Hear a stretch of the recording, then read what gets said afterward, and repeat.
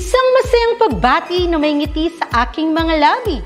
Naghahanap ba kayo ng makakatuwang sa pagre-review ng inyong anak? Meron yan sa DepEd. Ang ETUlay online tutorial ay libre at handog ng ating kagawaran sa pangunguna ng OUA ICTS EdTech.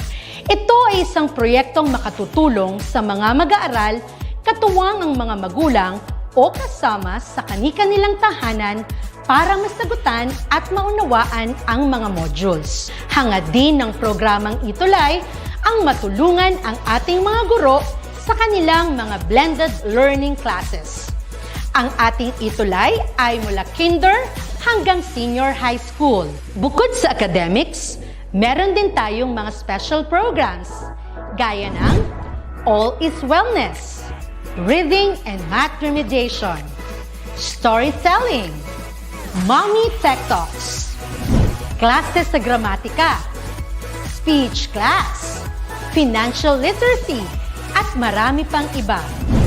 Pinalawig din ng ETUlay ang ating Alive program para sa mga mag-aaral mula grade 1 hanggang grade 3. Gayun din ay mayroon tayong ALS program at SPED tutorials na makasisigurong makakamit ng lahat ang inclusive education.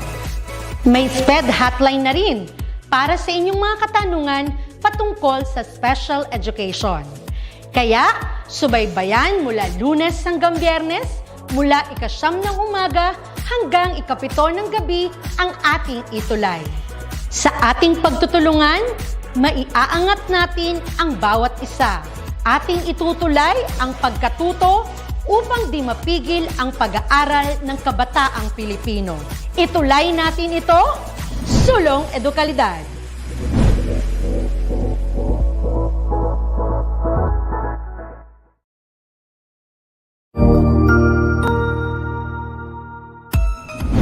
Mabuhay! Good day to all! I am your tutor Madge. Welcome to ETUlay, a free online tutorial, an initiative of the Department of Education, Information and Communications Technology Service, Educational Technology Unit, ICTS EdTech.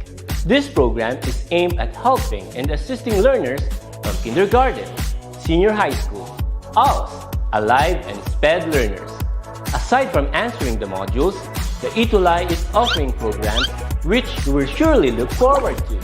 Together with our parents and teachers, the ETUlay will bridge the gaps where difficulty and ease meet in learning new knowledge and skills. So, let us prepare our modules, pen and paper. Ready your mind to see and hear worthwhile and interesting lessons.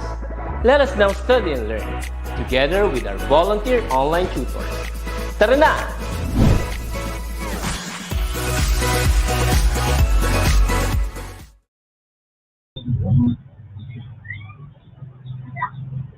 Ayan, magandang hapon po sa inyong lahat, especially to our grade 5 mathematics learners. Thank you very much for being with us this afternoon despite of you are having your progressive limited face-to-face classes.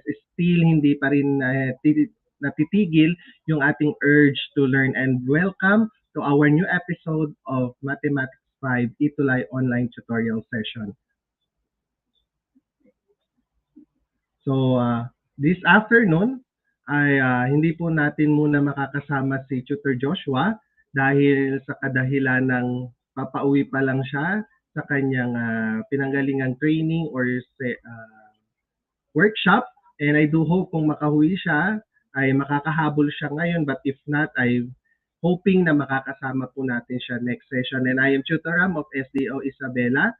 Okay?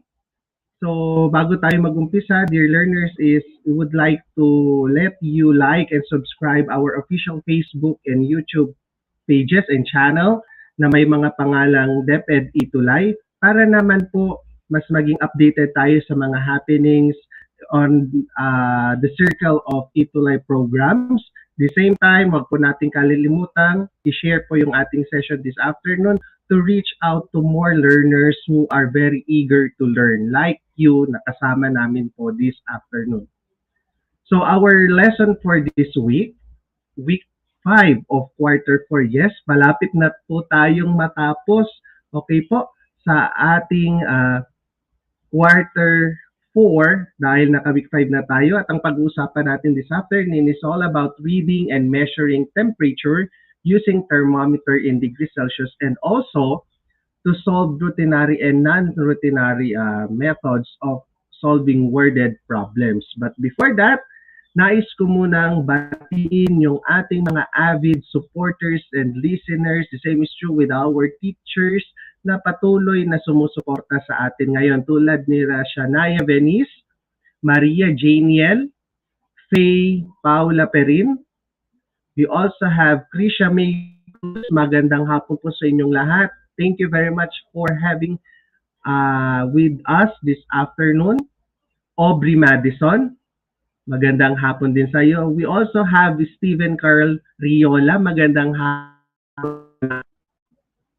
At napo, punong-puno yung ating comment section ng mga pagbati at pa-shoutout ng ating mga learners.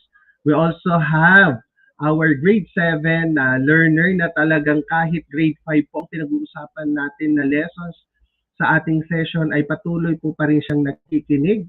Sa ngalan ni Kerubin Villamor, magandang hapon sa iyo anak and thank you very much po. Okay, sino pa ba ang ating mga nasa comment section? Okay, Arkin, ayan, magandang hapon sa iyo anak. Hezekiah Aaron Ramirez, good afternoon. And sa lahat pa po, hindi ko man nabati, ay pag may remaining time po tayo mamaya, ay babalikan po nating lahat yan. Okay? So, we would like to thank DepEd Regional Office number 8, Candahog, Palolete for providing us these materials as our reference or basis for today's discussion. Maraming salamat po sa development team mula sa pinakamataas, sa pinaka-specific na gumawa ng material nito like our writers, our illustrators, content editors, language editors, gayon na rin yung mga bumubuo sa DepEd Region 8. Maraming salamat po. So our most essential learning competencies that we're going to tackle this afternoon is to read and measure temperature using thermometer in analog or in digital, if possible in degrees Celsius, both routine and non-routinary problem solving involving temperature in real life situation. So, if I were you, kukunin ko na yung aking mga paper or scratch man yan, notebook, ballpen, para dire-diretso tayong makapag-usap, discuss ng ating lesson, at makapag-solve kung meron tayong isosolve mamaya. So, I do hope that you are already at the comfort of your homes to listen and to learn. Okay. So, ibinagawad po natin itong math galing recognitions to those learners who are continuously showing or manifesting their eagerness to learn at yung mga natututunan nila ay sinishare nila sa ating ETUlay Facebook group. Nagpo-post po sila doon. And these teachers also that encourages our learners na talagang mag-mainstream sa ating session kada Friday. At umpisahan na nga natin sa pag-shoutout muna po sa ating learner na si Enrico Dalupan, grade 1 pero tignan nyo naman guys, siguro with the guidance of his or her parents o his parents ay nakakasagot siya ng ating mga assignments or homework activities dito sa ETUlay Math 5. At dahil dyan, saludo ako sa iyo. Magandang bagay yan na nagmamanifest ka ng positive attitude towards learning, especially mathematics at that early age. So ngayon, ang ating mathematic tuties of the week ay walang iba kundi si Aubrey Madison S. Pascual ng Pinaod Central School, SDO, Bulacan, at ang nagbabalik na si Maria Janiel S. Tala ng Baruya Elementary School ng SDO, Pampanga. Congratulations to both of you, dear learners, at sana makapag-inspire pa tayo ng ating mga classmates at hoping by next week sila naman ang maa-awardan natin. At syempre, ang ating matibay teachers of the week ay walang iba kundi ang ating mga pinaod Central School Math 5 teachers na sila Ma'am Blessy Valdez at Ma'am Jenter Basalio na talaga namang kahit sa live session ay nakikiparticipate at talagang pinupuri, ine-encourage yung ating mga learners. And with that, thank you very much po and congratulations. So now, let's start with the what I know part of our lesson is to identify what is being described in each of the items. Use a separate sheet of paper for your answers or comment it down. Just follow the format. First, you need to type in the number and the word or phrase that is in relation to that given item. So, hoping na naintindihan po natin yung instruction natin. And let's proceed with number 1. So, number 1, it is being described as another word for a clock. Again, another word for a clock. And you are given 5 seconds to do that and your time starts now. Okay, ano kaya yan? Number 1, na relative daw sa word na clock. Okay, tignan nga natin yung mga sagot ng ating mga learners dito. Okay, Ginger Sugitan ng Damangis Elementary School, Etiague West. Magandang hapon po sa inyo. But our answers, Stephen Carl answered watch daw. Kasama si Shania, Stephen Carl, Martin. Okay, Faye Paula, they answered watch. Tingnan nga natin kung tama ang sagot ninyo. Yes, correct. The another term or word for a clock is watch, or synonymous word for the clock is watch. Okay, number 2, the standard unit of time. So ano kaya yan? With 6 letters. The standard unit of time, 5 seconds starts now. Okay, ano kaya ang sagot dyan? What is the standard unit of time? Let's see your answers, dear learners. Okay. Ano ang sagot nila? Kerubin answered second. Okay. Tingnan nga natin kung tama ang sagot ninyo.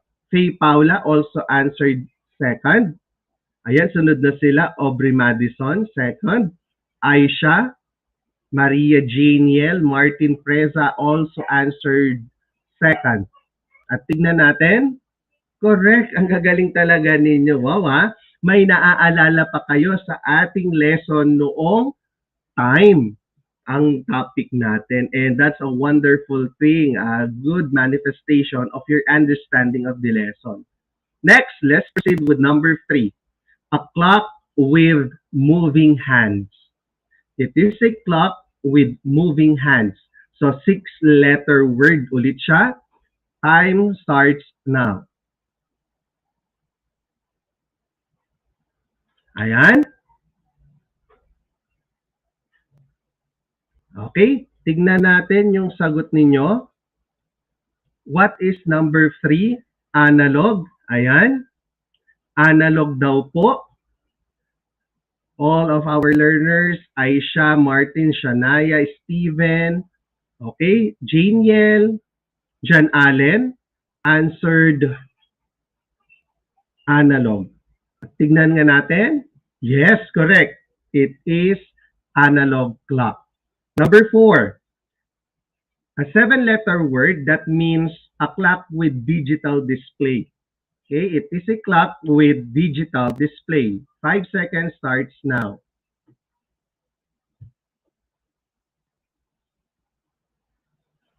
Okay, time's up. Ano kaya ang tamang sagot? A clock with digital display. Okay.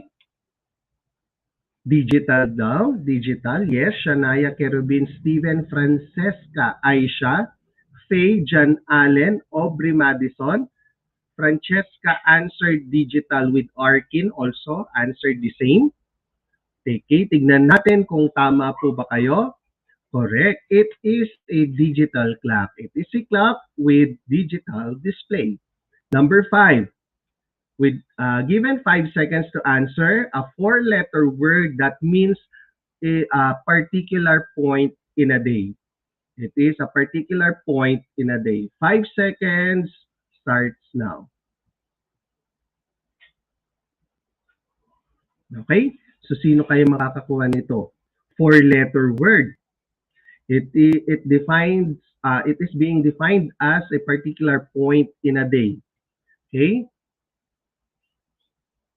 Aubrey Madison, time. Okay, Steven, time. Shania, Faye.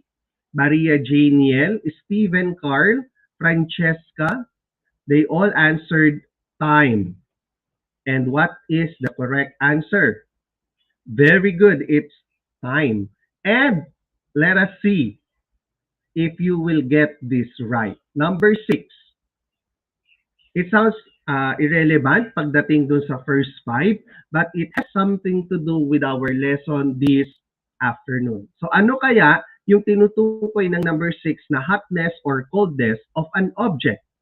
5-second timer starts now. Okay. Ano kaya yung number 6? Medyo mahaba-haba. Okay? But let us see whether you got it right. Okay? Wow, ang gagaling nila. Ang bibilis din nilang sumagot. Our grade 5 learners answered temperature. Okay? Okay, kasama rin si Yana Ray na nanonood sa ating YouTube channel. Good afternoon sa'yo. She answered temperature with the remaining learners we have here this afternoon. So, tingnan nga natin. Very good.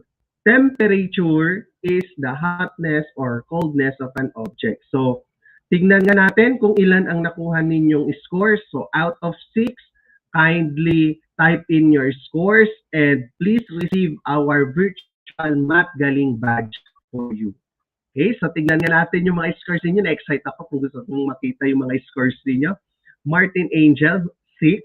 Faye Paula, 5. Oh, great pa rin yan kahit may isang error tayo. Madali lang bawiin yan later on. Stephen Carl with 6. Faye Paula with 6. Aubrey Madison, 5.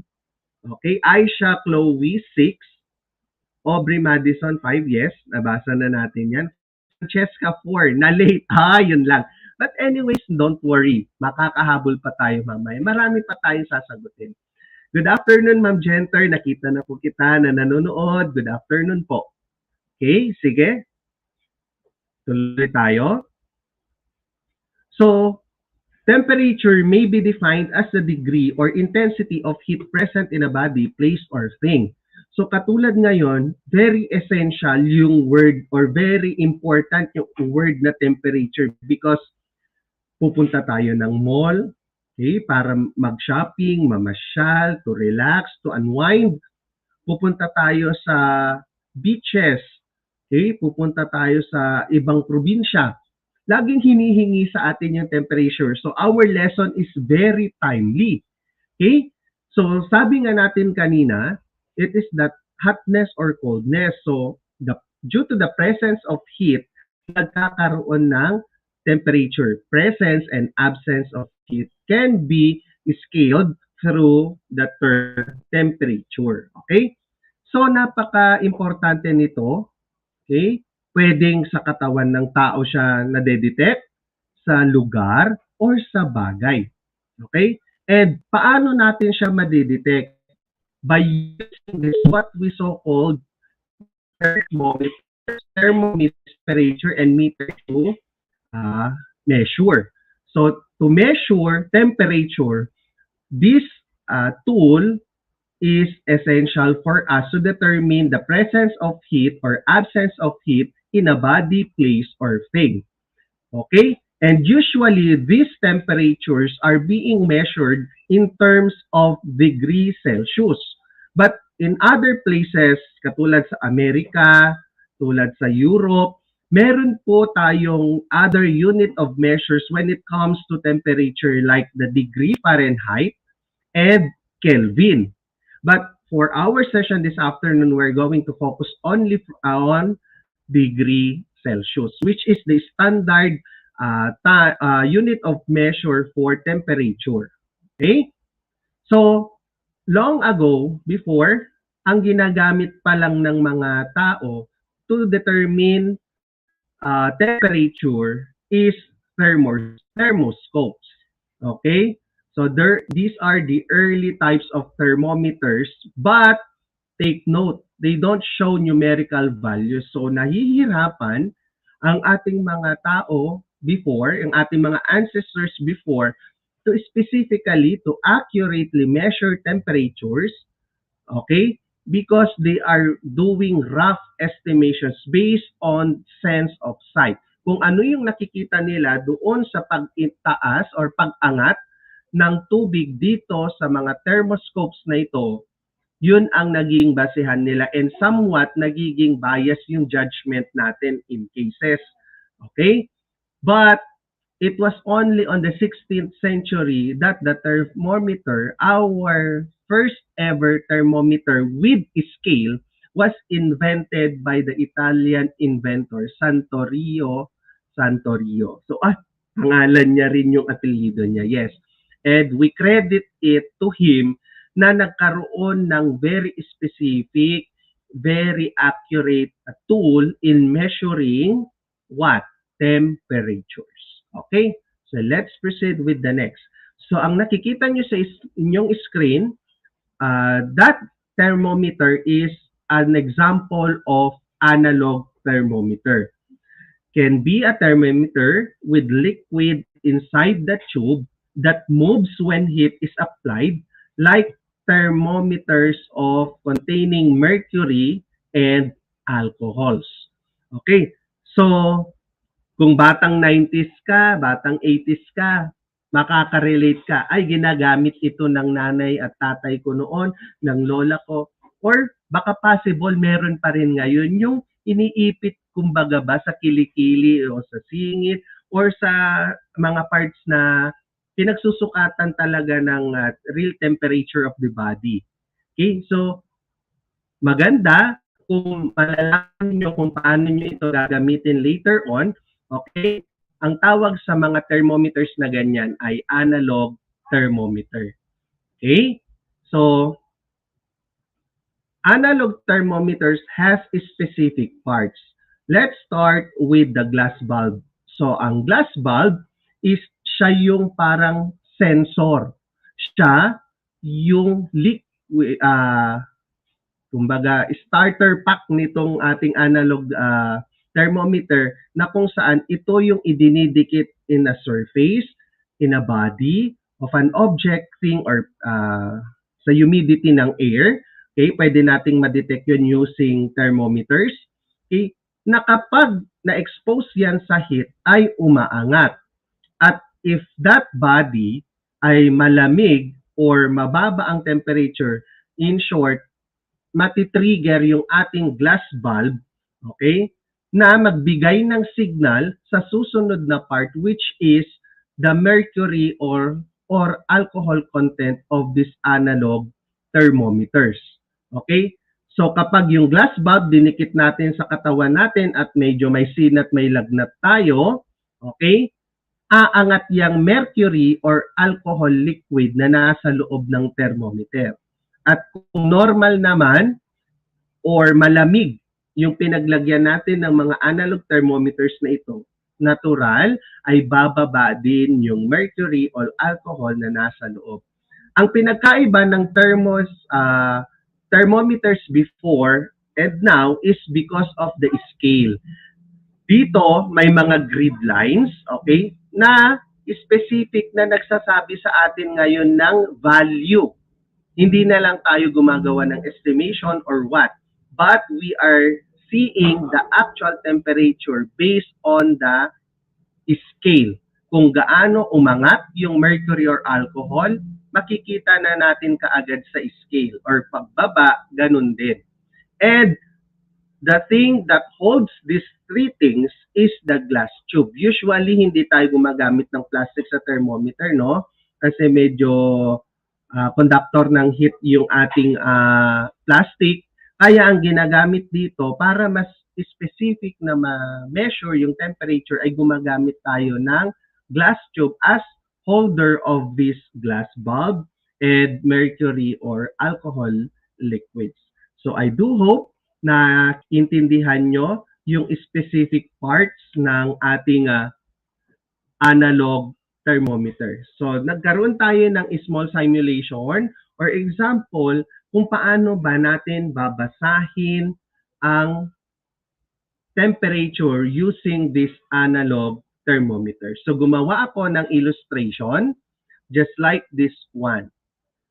So kung mapapansin nyo, broken yung parts. So pagpalagay natin na this is a segment of that analog thermometer. Given these grid lines and measures, what do you think is the measurement of this one?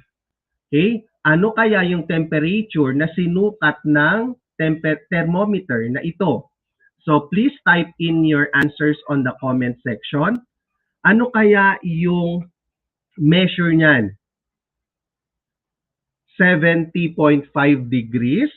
Sige, tignan nga natin. Mapapansin ninyo na ang interval ng thermometer na ito ay 10. Kasi yung isang malaking line is 70 at yung isang malaking line sa taas ay 80. So, ibig sabihin, every unit means 1 degree Celsius. Okay? So, kung babalikan natin yung ating illustration, tingnan natin. Okay? This should be 71, 72, 73, 74, and therefore, ang ating measurement for this thermometer, analog thermometer, is what? Tignan natin. Krisha, Maria Janiel, Chazel. Okay, wow, may bago tayong mga learners with us this afternoon.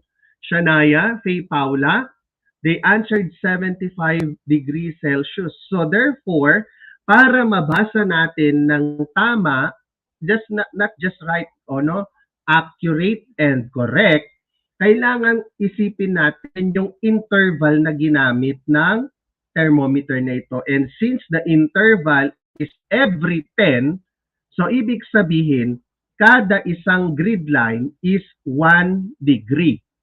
Okay? So in short, napakita natin na every grid line is 1 degree. Okay? So pwede nating sabihin that this is 75 degrees Celsius. So naintindihan po ba ninyo, dear learners? And I do hope naintindihan nyo nga talaga. So please answer this second one on the comment section.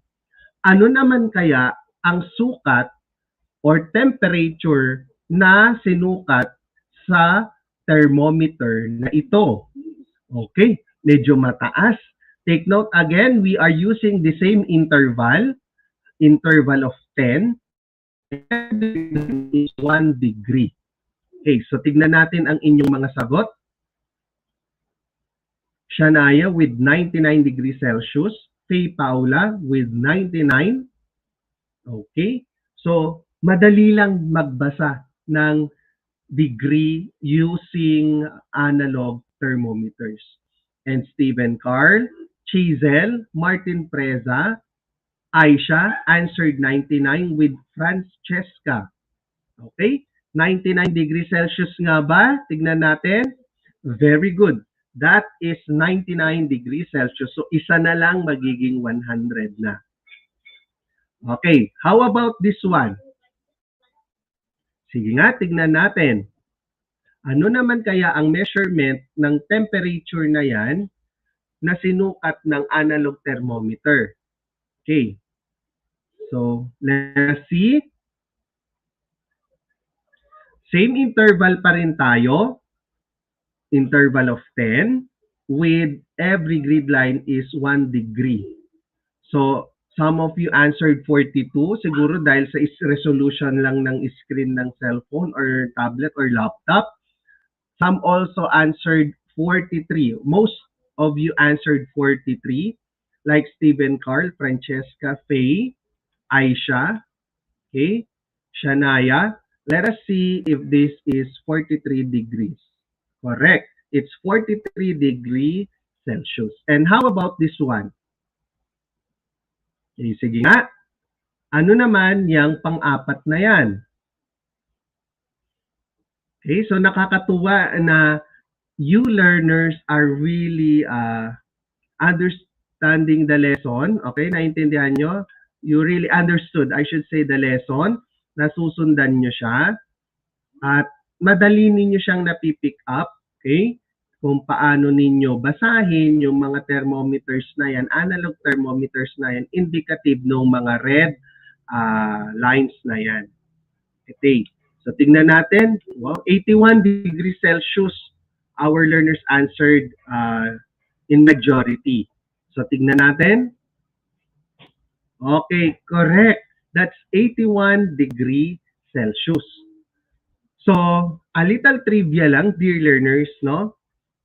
Bakit napansin ninyo sa ating pangalawang example, okay? Balikan natin.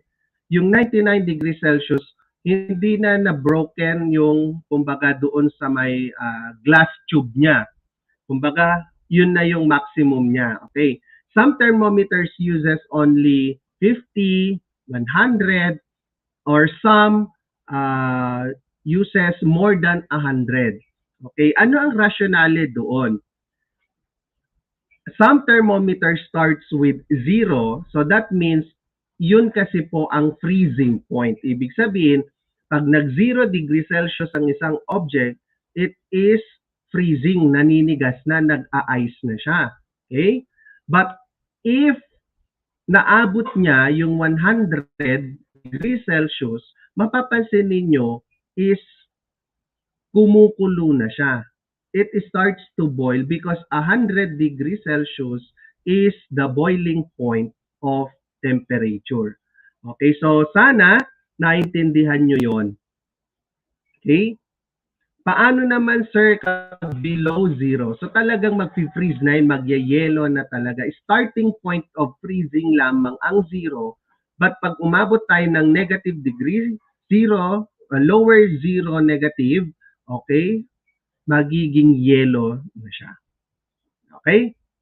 But, since nag-evolve na rin ang time, therefore, we do expect that these thermometers will also evolve. Kaya dyan sa slide ninyo, may makikita, ay ganito ginagamit namin sa school. Ay ito na po yung ginagamit sa hospital, sa clinic. Ay ito na po yung ginagamit namin sa bahay. Yes, it is the evolution of the analog thermometer. At tinatawag natin silang digital thermometer. It is a battery-operated or solar thermometer with digital displays. Dito, hindi na natin ine-estimate, hindi na natin tinitignan yung mercury, hindi na natin tinitignan yung alcohol na liquid na nasa loob. Kasi ang ginagamit na po dito sa mga ganitong type of digital these digital thermometers ay infrared na. Okay? Okay, infrared na po ang ginagamit nila dito para mas eksakto, para mas accurate at masabi nating tama ang reading ng mga digital thermometers na ito.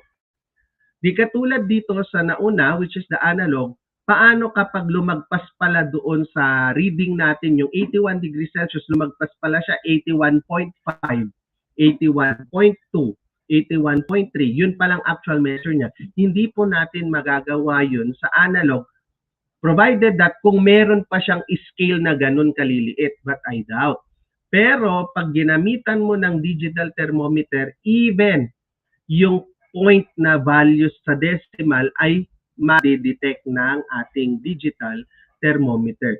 So if you are going to compare the analog and digital thermometer, mas specific ang reading ng digital.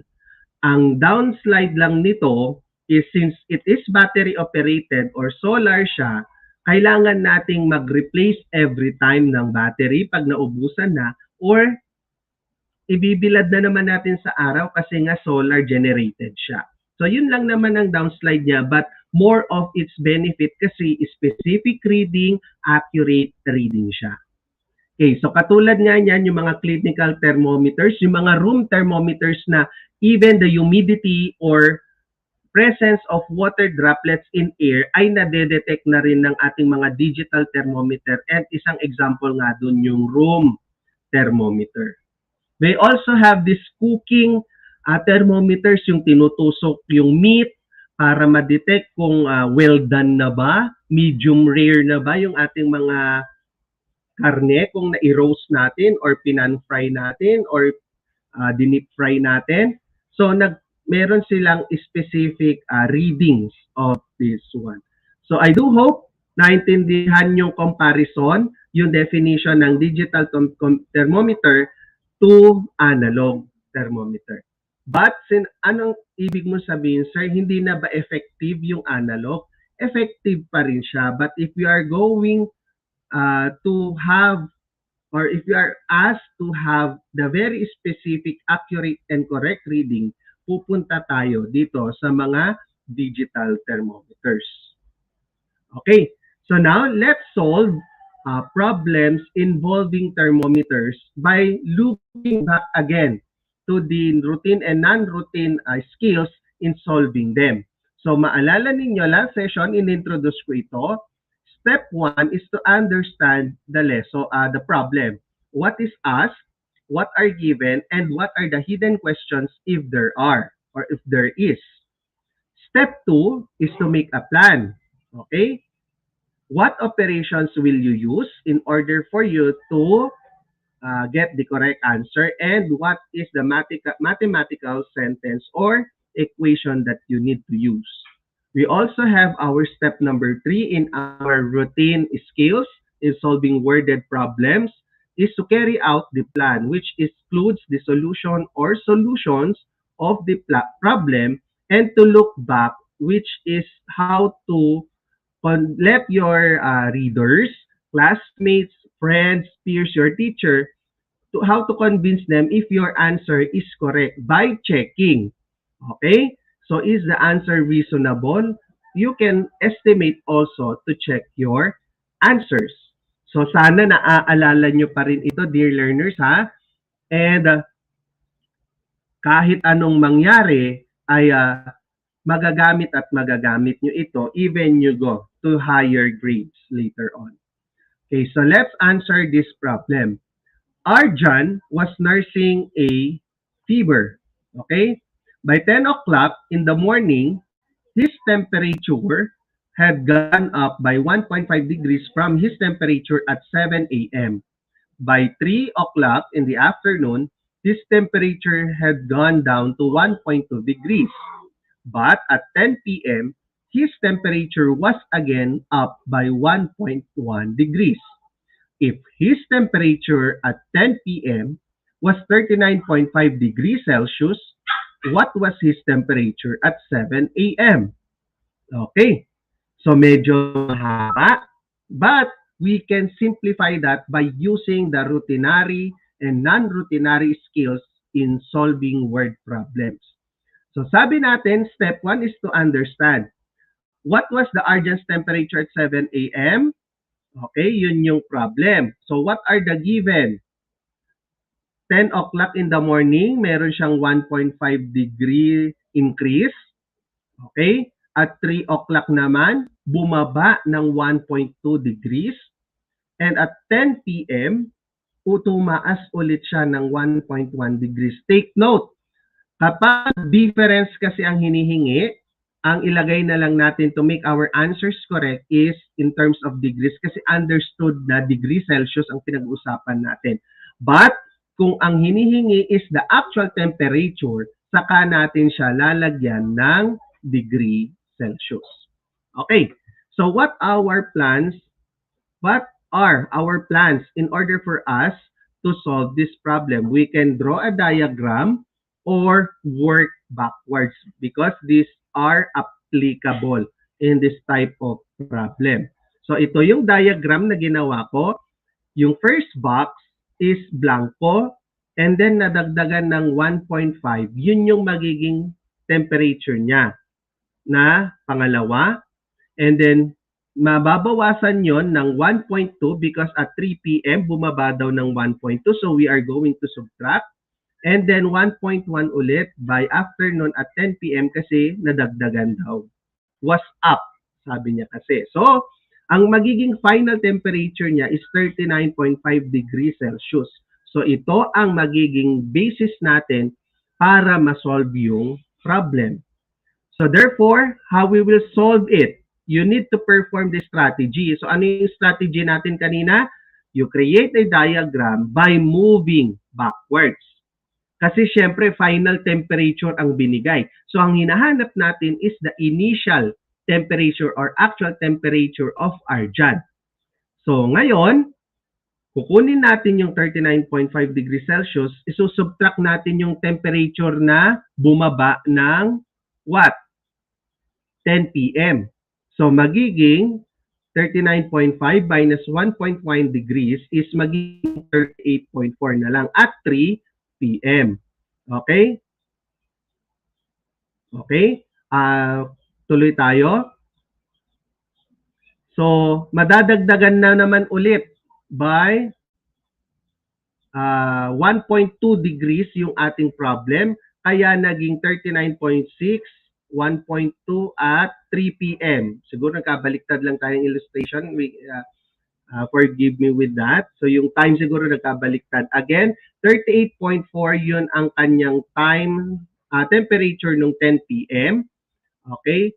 Ang time niya, temperature niya naman at 3 p.m. is 39.6. And then by 7 a.m., magsusubtract tayo ng 1.5. Kaya magiging 38.1. So therefore, tama ba yung sagot nating initial temperature of argon at 7 a.m., which is 38.1? How can we solve that? How can we make sure? What is our assurance in order for us to get the correct answer? So move backwards tayo. Kanina sa ating perform, baliktarin din natin. I-add natin yung 38.1 dun sa 1.5. Makukuha natin yung 39.6.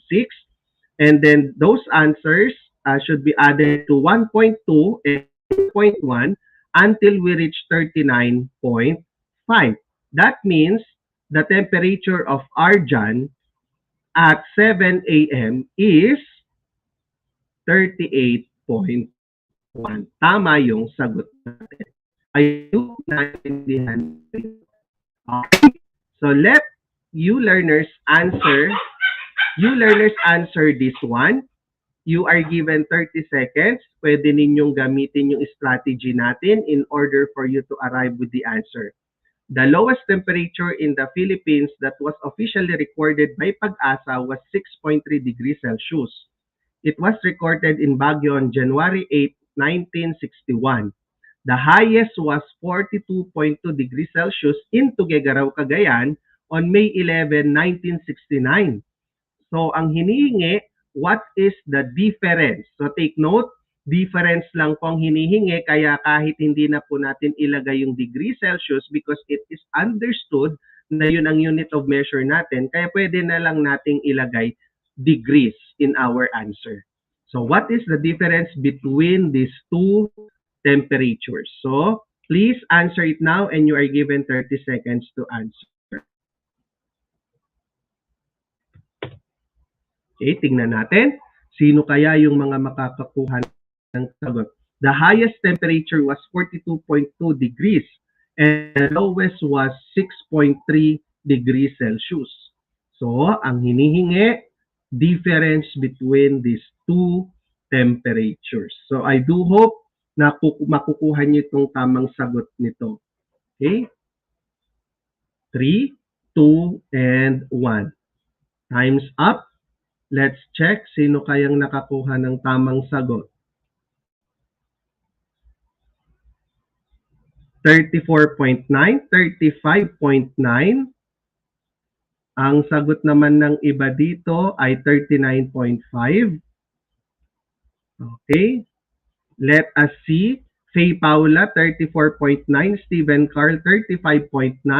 Martin Preza, 35.9. Aubrey Madison, 34.9. Let us see ano ba ang tamang sagot. So, para makuha yung difference of these two temperature, just subtract the highest with the lowest one. So, 42.2 less 3 is magiging 35.9 degrees. Short answer is 35.9 degrees. So, sino ulit ang mga nakakuha?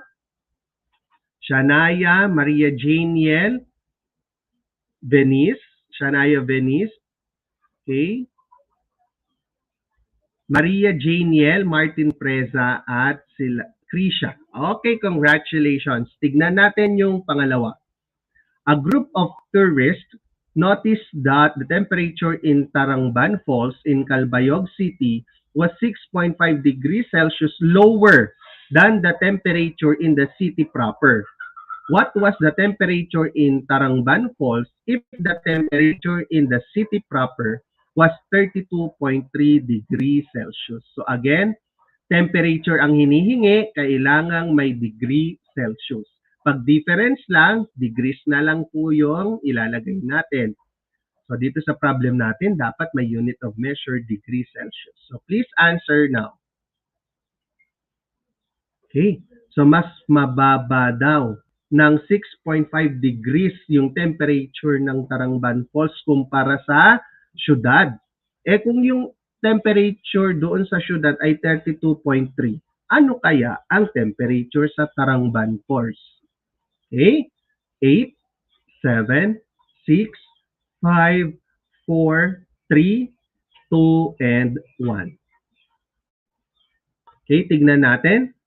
Sino kaya ang may sagot? Bawi sabi ni Francesca. That's a good attitude. Walang susuko, laban lang.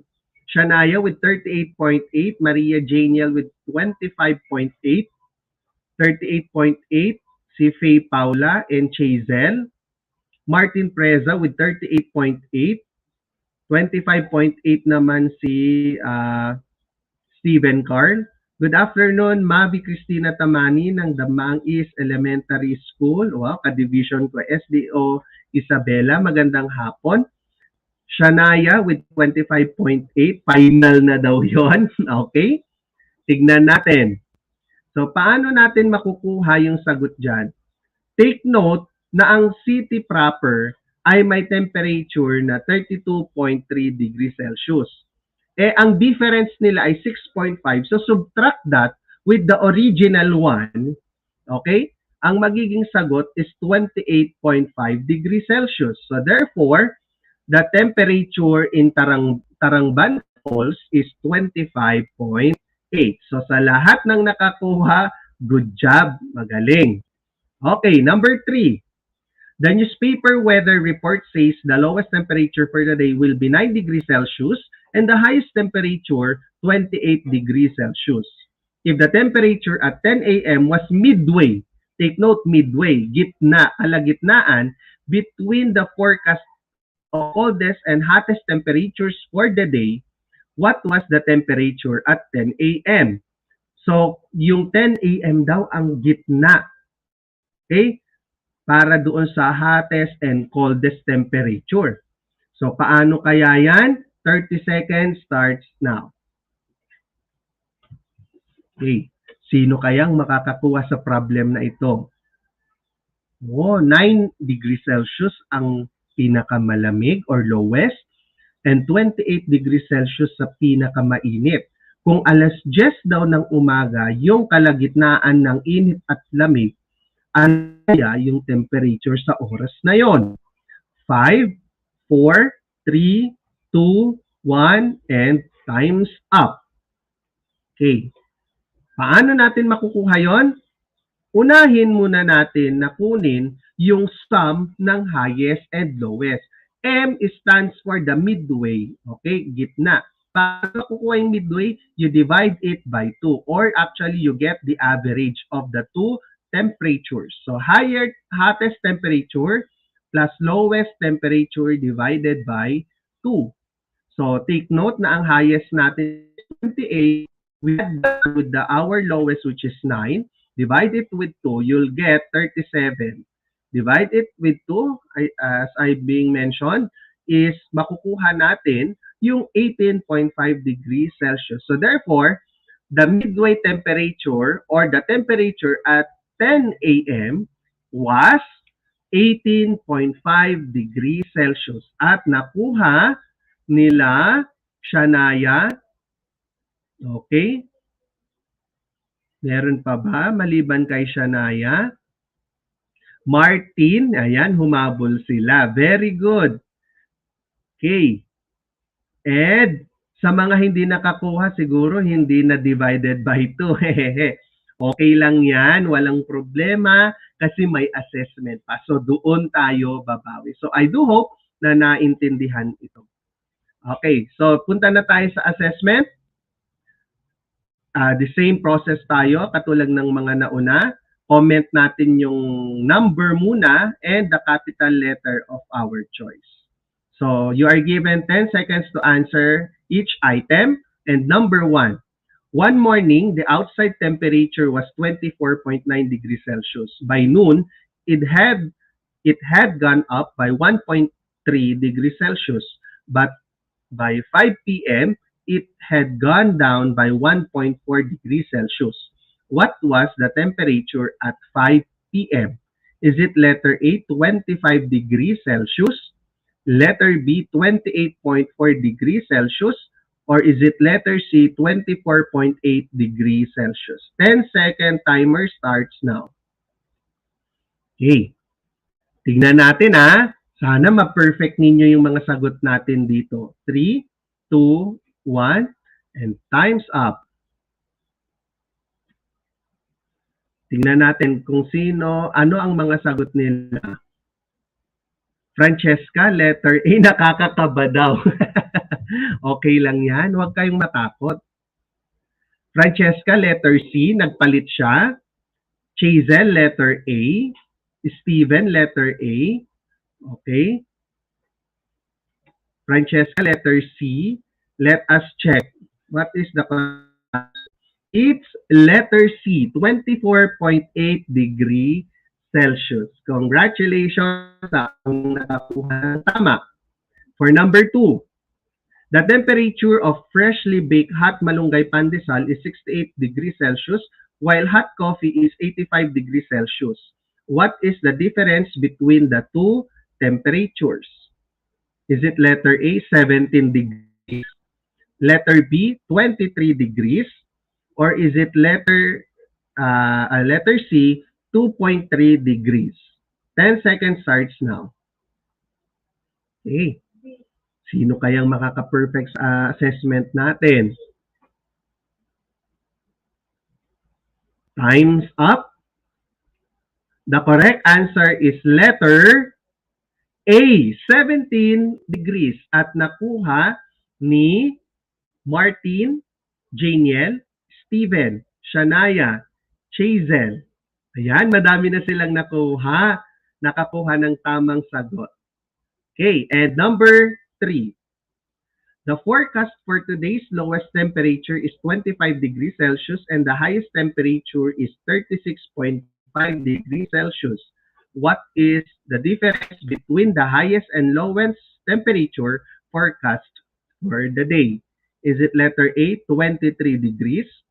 Letter B, 15 degrees? Or letter C, 11.5 degrees, all in degree Celsius? 10 seconds starts now. Okay? Sino kaya ang makakakuha ng tamang sagot sa ating mga learners? Okay. C, si Shania. A, si Chazel. Krisha with C. Francesca C. Martin with C. Steven with C. Okay, what is the correct answer? Let's reveal it. It's letter C, 11.5 degrees. So ayan, paki-comment nga yung scores ninyo kung ilan ang nakuha ninyo. Out of 3, sino kaya ang nakakuha ng 3, 2, or 1? Huwag matakot na i-show yung score ninyo kahit hindi perfect because it is a way or means for you to learn, okay, para mas ma-encourage pa kayo to do better the next time. Okay, ayan, 2/3 si Martin, Chazel 1/3, Shania 2/3, okay, and Stephen Carl 2/3. Okay tayo? So this time, I want you to have a screenshot of this one para sa inyong additional activities. Okay, mangyaring i-post ang inyong outputs or answers sa ating official ETUlay Facebook group. At doon, pakigamit po yung mga hashtag na ipapakita natin mamaya. Ito po ang gagawin ninyo as your homework or assignment. Sa mga hindi po makakapag-screenshot, pwede nating balikan ang kabuuan ng ating session this afternoon para maintindihan natin yung lesson at madalian tayo in order for us to answer these additional activities. So, this time, naabot natin yung ating learning competencies na dalawa, which is to read and measure temperatures, mapa-digital man yan or analog, and to solve routine and non-routine problems involving temperature in real-life situations. At dahil dyan, salamat po sa inyong lahat sa pagsama sa amin ngayon. You can share your outputs, reflections, and insights sa ating naging usapan this afternoon sa ating ETUlay Facebook group using the hashtag Batang ETUlay Matinik. You can also use yung ating official should say hashtag ETUlay Level Up and also Tutor Ram and Tutor Joshua para naman madali nating ma-detect inyong mga outputs. So samahan nyo pa rin po kami the same time 3:40 to 4:20 p.m. every Friday. Ito po ang Math 5 ETUlay online tutorial program.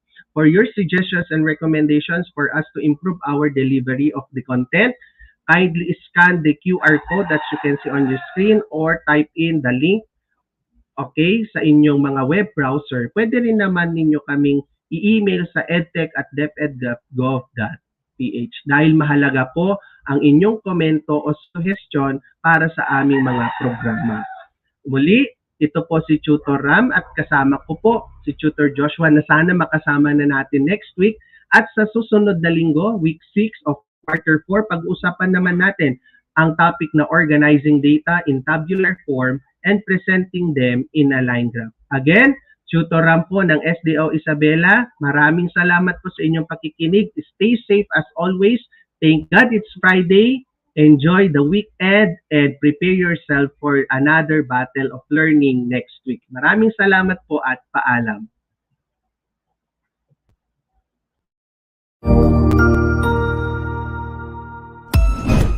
Ang husay naman!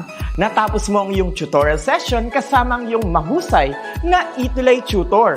May bago ka bang natutuhan? I-share na yan gamit ang hashtag ETUlay Level Up. Huwag aalis ha, dahil may susunod pang programa na pwede mo ring panoorin at salihan. Dahil naghihintay na ang iyong mga tutors. Happy learning dito sa ETUlay!